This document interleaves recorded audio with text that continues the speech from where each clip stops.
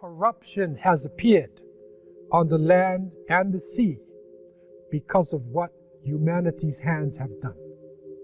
And we will make them taste something of what they have earned in order that they would return to the path. And so corruption, al-fasad fil bar wal bahr, corruption on the land and the sea. The trauma of our circumstance today should enable us to understand the importance of this verse. And the companions, when they looked at it, and they forecasted that the sins of Bani Adam, of humanity, that because of the sins of people, they would find themselves in a point where corruption would appear on the land and the sea. That the plants, vegetation would decrease, that the fish in the oceans would decrease, that all types of natural catastrophes would go about. And Sadaqallahu al-Azim, this fasad, this corruption has appeared.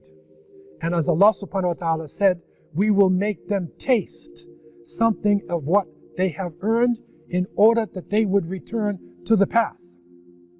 And so, 2020, in this year that we are in, right from January, while the world now is focusing on the coronavirus, when all of our news agencies, all of our understanding has blocked out almost everything else in our lives, we have to realize the great picture, the overall understanding of what is happening. Right up until January, the calamities are coming almost like the 9 signs given to Musa alayhi salam for Fir'aun. In Australia, 17.9 million acres were burnt. 3,000 homes were damaged. 500 million animals were killed. It was a state of emergency. And it was reported they called it fireballs coming from the sky. In Chile, the smoke from Australia reached all the way to South America, to Santiago, which is 12,000 miles away. Indonesia suffered under severe flooding. Tens of thousands of people were displaced. And this flooding is actually continuing up until today.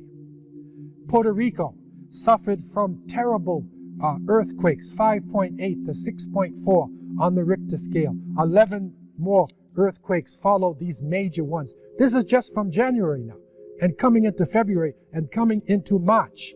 Volcanoes have hit Mexico, Japan, the Philippines. In Spain, high winds had appeared, heavy rain, snowfall, huge waves. Electricity was lost. In one part of Spain, a whole village was covered with foam. Turkey suffered under an earthquake of 6.8 on the Richter scale. In Brazil, heavy rains created landslides, devastating the land. In East Africa, one of the worst droughts that has been suffered in decades. And then locusts, hundreds and millions of flying insects. The locusts, a single swarm of locusts, 150 million locusts, would destroy enough food for 2,500 people. These locusts devastated the land. I'm talking just January. Madagascar, severe flooding, a state of emergency. And then, of course, China. The corruption has appeared on the land and the sea because of what humanity's hands have done. We will make them taste something of what they have earned in order that they would return to the path. And so human beings, we have put ourselves into this. And however it has come about, whether it has come about because of our pollution, because of our destructions, because of our confusion, or maybe because of a type of germ warfare from a laboratory, however it has come about, Allah subhanahu wa ta'ala has allowed this to happen. And we as Muslims, we accept the fact that is now stalking the land. This corruption affected the economic system. And the system of people that would do barter or would trade with natural things with intrinsic value, with gold and silver and animals and other types of items, began to trade with paper money. And this paper money over the course of centuries became worthless, until now the economy is a type of illusion. It is an illusion of a world economy. And so now we're on a reset. And because of the loss of employment, because of the change in our lifestyles, it is literally forcing us to go back to a more natural way of life. And it is bringing out more and more Islamic ways of life, the way that Allah subhanahu wa ta'ala has created, developed for human beings. Corruption in social life, the immorality reaching epic proportions with the internet, with prostitution, with pornography, epic proportions around the world. A whole generation coming up with their language changing, their lifestyle changing. Reset. Now we have reached a very critical point in the history of this planet, with a virus stalking the land and with people now reconsidering their relationships. Can white continue to hate black? Can Asian be against Arab?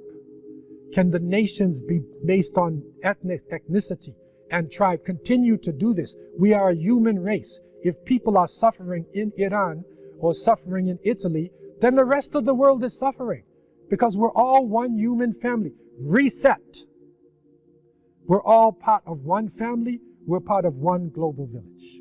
Corruption on a political level, that our leaders should be the most truthful ones and not the ones who are speaking lies and who are basing what they say on votes or basing what they say on control of the individuals.